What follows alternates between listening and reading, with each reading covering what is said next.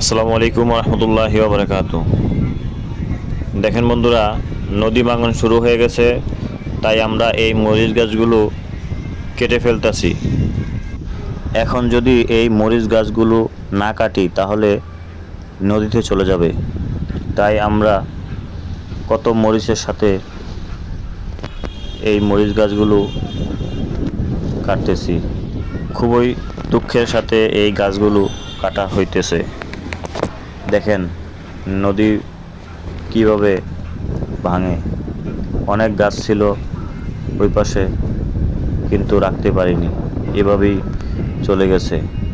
দেখছেন কত মরিচ, এত মরিচের সাথেও গাছ কেটে ফেলতে হয়।